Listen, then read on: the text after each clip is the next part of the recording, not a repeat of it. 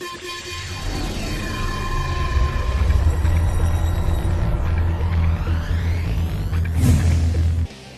itu udah seperti saudara kita. Kita, uang lo juga. Penderitaan lo, penderitaan kita juga.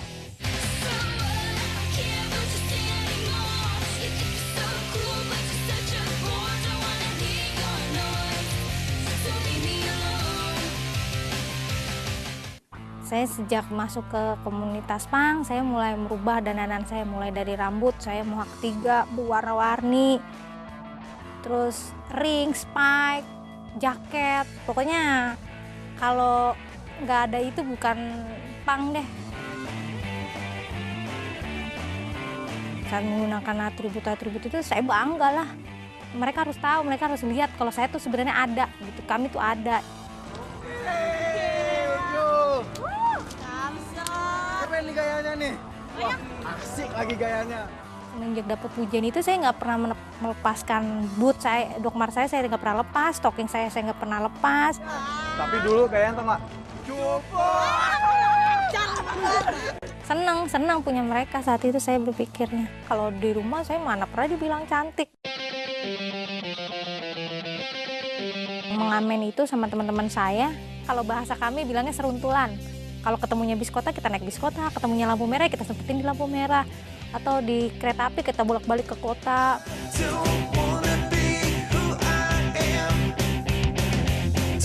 Kita hitung uangnya, ada berapa, kita beli sebagian nasi, berapa bungkus, terus makan rame-rame.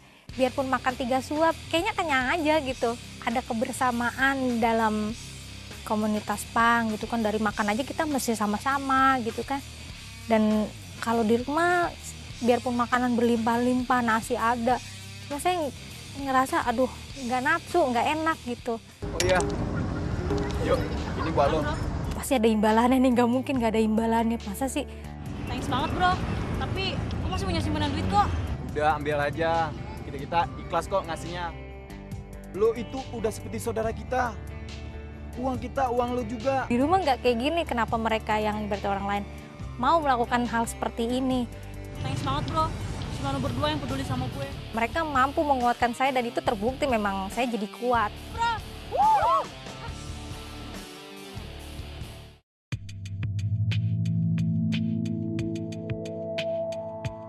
Dimanapun saya berada ya itu rumah saya, jadi saya mau tidur di emperan toko, saya tenang aja karena itu bagian kayak rumah. Jadi saya nggak pernah memusingkan di mana saya tidur nanti, di mana saya harus mandi. Selama ada mereka di samping saya gitu, saya merasa senang. Komunitas ini nggak mungkin bikin saya celaka.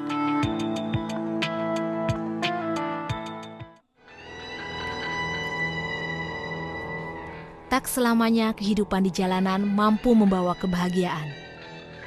Setahun berjalan, sebuah perundungan pun mulai menyelimuti batinnya.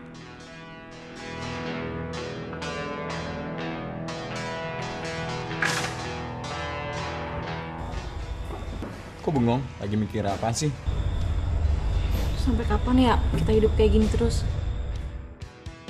Gue ngerasa gue udah mulai capek dan jenuh hidup kayak gini. Apalagi sekarang udah banyak teman-teman kita yang udah pada pulang ke rumah masing-masing. Gue balik dulu ya bentar.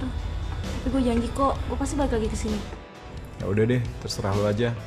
Kayak pengen pulang, jenuh, capek pikiran, capek badan gitu, kayaknya pengen di rumah. Apalagi ngeliat teman-teman satu-satu kan udah di rumah, udah ada yang kerja gitu. Berpikiran di situ, nanti kalau teman-teman nggak ada, ntar gue sama siapa?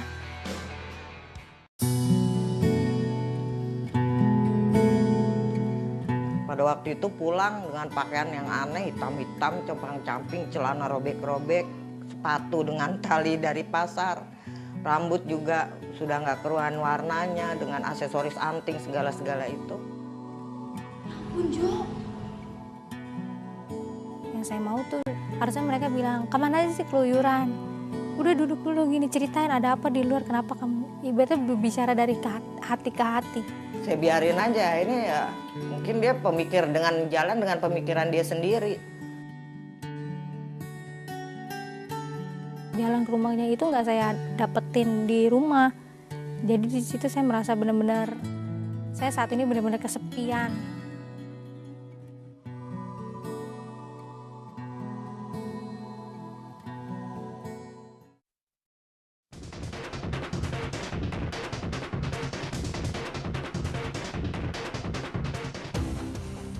Saya bakar itu, semuanya saya bakar, dari sepatu sampai baju-baju semua, nggak ada yang tinggal saya bakar. Melihat saya bakar semua itu dia marah.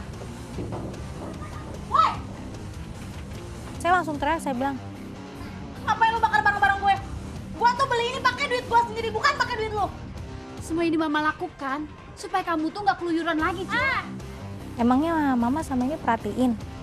Kenapa perhatinya baru sekarang? Saya bilang gitu. Emang lu pikir dengan cara kayak gini bisa ngubah hidup gue? Lu tuh nggak usah so perhatian sama gue, lu urus aja diri lu sendiri. Jangan keras kepala ya kamu. Ini demi kebaikan kamu. Pikiran saya saat itu, kalau buat kebaikan kemarin dulu kemana aja? Saya begini karena kalian, karena orang tua. Ya mungkin karena kekecewaan terhadap keluarga ya, pada waktu itu kita kan pisah dengan bapaknya. Pada waktu itu saya bertengkar sama bapaknya karena Yohana kesiram air panas. Karena saya waktu itu nggak lagi di luar, nggak ada di rumah. Panas. Kamu kenapa? Mama kamu kemana? Ma! Ma! Sini kamu. Nih, lihat anak kamu. Kerjaan kamu keluyuran terus. Kenapa? Jangan sakit. Akhirnya saya pergi dari rumah, mungkin itu yang membuat dia kecewa. Ditinggal sama mama, terus papi juga nggak perhatian sama kita gitu. Jadi saya sama adik-adik saya minta kanan kiri, minta kanan kiri. Kami benar-benar harus minta-minta makan. Karena di rumah kan disediain cuma beras doang. Kalau tetangga kami bilang, masak lauknya pas-pasan gitu. Kami harus ke tetangga yang lain. Kalau ditinggal mama itu kan setahun. Sangat khawatir, sangat menyesal juga mungkin karena saya dulu pergi, makanya dia begitu. Waktu itu mama waktu pas pulang itu cuma bilang, mama kangen. Saya berpikir ya buat apa mereka kesini? Toh nanti juga pasti nyakitin kami lagi gitu. Toh pasti nanti ninggalin kami lagi. Udah benar-benar kepahitan, saya benar-benar benci. Ya udah, gue lebih baik hidup di jalan daripada hidup sama lo. Toh saya pikir saya juga bisa kok dapetin lagi di luar. Jo, Rumah dan orang tua ternyata sama sekali tidak memberi jawaban dari kebahagiaan yang dicarinya selama ini. Johanna pun kembali kepada sahabat-sahabat jalanannya. Namun pertemuannya dengan seorang teman baru terasa sungguh berbeda. Woi, ngapain lu di sini? Biasa nongkrong sambil makan bakso. Oh ya, kenalin nih. Bang Frans. Frans. Jo, Oh iya, Jo. Besok kita mau ke Bandung. main. Ada acara musik. Gue boleh ikutan nggak? Please. Mana, Bang? Udah ajak aja. Akhirnya saya ikut ke Bandung. Terus sampai di Bandung ternyata bukan acara musik yang saya dapatkan. Kita ngapain sih di sini? Acara musiknya kapan? kita ibadah dulu, Jo. Entah baru musik. Ih, kenapa sih lu tuh nggak bilang kalau ada acara ibadahnya segala? Ih, Nggak apa-apa, Jo. Bentaran doang kok. males gue. Udah, duluan aja. Aku nyusul. Jadi saya bolak-balik keluar ngerokok, balik lagi ngeliat belum selesai keluar lagi, duduk lagi di belakang seperti itu. Jadi dia ngeliat saya mungkin gelisah, dia bilang, Di saat kamu kesepian, putus asa, dan merasa tidak ada yang menghargai kamu, kamu harus ingat ada sosok yang mengasihi kamu. kenapa Kak Nelly bisa tahu apa yang terjadi di dalam hidup saya, siapa yang cerita gitu. Sementara saya nggak pernah cerita dengan siapapun. Kok lu tahu sih, gue orangnya kesepian, nggak bisa memaafkan, cuma mendam kebencian. Tahu dari mana, Kak? Lalu dia bilang, masa sih Dek, masa aku berdoa seperti itu? Iya bener emang, iya bener semua yang kakak bilang itu bener. Sahabat baru ini membuat Johanna mulai menyadari betapa berharganya hidup. Dan dia mulai mencari tahu siapakah Tuhan itu sebenarnya. Jo, lu masuk mana nanti kalau sudah mati? Saya bilang, nggak tahu. Loh kenapa nggak tahu? Ya emang nggak tahu. Terus kata Kak Nelly, lu mau selamat nggak? Mau selamat gimana Kak? Iya maksudnya mau masuk surga nggak? Ya mau lah, siapa sih yang kagak mau masuk surga? Saya bilang gitu. Ya udah, kita ngobrol di sana dulu yuk. Lagi duduk-duduk. Yaudah deh. Ya.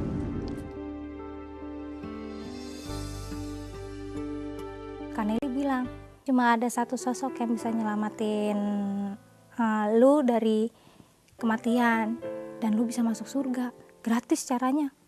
Namanya Yesus yo. Dia bilang gitu tuh saya langsung, masa sih? Lu gak percaya? Bener, kalau lu percaya sama dia lu akan masuk surga, hidup lu akan dirubah sama dia. Kaneli tantang saya, gimana? Lu mau masuk surga apa enggak? Terus waktu itu saya berpikir, kalau gak masuk surga ntar gimana ya? Wah, langsung saya bilang, iya kak, saya mau masuk surga. Tapi kita harus berdoa. Akhirnya di situ berdoa dengan Kaneli untuk terima Yesus sebagai Tuhan dan Juru Selamat saya.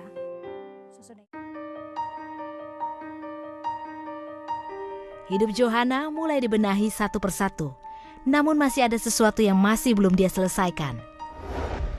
Jika semua orang menyakiti hati kamu, maka yang cuma kamu bisa lakukan adalah cuma memberikan pengampunan terhadap orang tersebut. Lu tuh gak usah so perhatian sama gue, lu urus aja diri lu sendiri. Gue lebih baik hidup di jalan daripada hidup sama lo.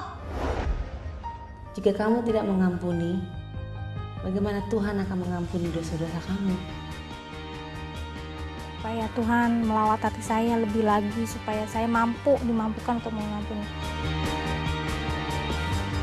Saya mengampuni mama saya, papa saya, langsung nangis. Saya mengampuni semua orang yang menyakiti hati saya, bukan karena kekuatan saya, bukan karena kemampuan saya sebagai manusia, tapi karena Yesus. Hidup Johanna benar-benar dipulihkan Tuhan seutuhnya. Dia kini semakin menyadari identitasnya di dalam Tuhan. Saya berpikir bahwa kekuatan itu cuma dari Tuhan. Nggak ada manusia yang bisa mengubah hati dia. Kalau tidak Tuhan yang ubah, itu nggak ada yang mampu bisa mengubahkan kekerasan hati dia. Saya dipercayakan untuk menjadi guru TK. Dan itu sesuatu yang luar biasa sekali untuk saya. Apalagi dengan latar belakang saya nggak punya pendidikan seorang guru, tapi dipercayakan Tuhan mengajarkan anak-anak. Dan saya juga ingin membagi hidup untuk teman-teman di luar sana, khususnya untuk anak-anak underground. Mereka harus tahu ada satu sosok yang mereka harus kenal, dan itu saya alami. Saya itu begini karena Yesus, gitu, bukan karena diri saya. Yesus sudah mengubah keluarga saya menjadi keluarga yang saya idam-idamkan dari dulu.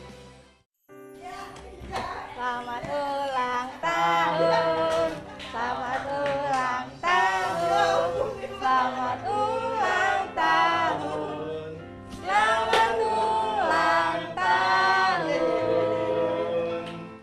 Ya ampun, 55 ya puji Tuhan. Selamat ulang tahun, Mah. Semoga panjang umur, sehat selalu. Panjang sabar. Ya, panjang sabar. Terima kasih udah ngurus kita semua. Aku minta maaf kalau misalnya kemarin-kemarin aku buat mama kesal, buat mama repot. Tapi karena kasihnya Tuhan Yesus kita jadi bersatu. Amin, dan kita bisa pulih lagi seperti keluarga pada umumnya. Amin.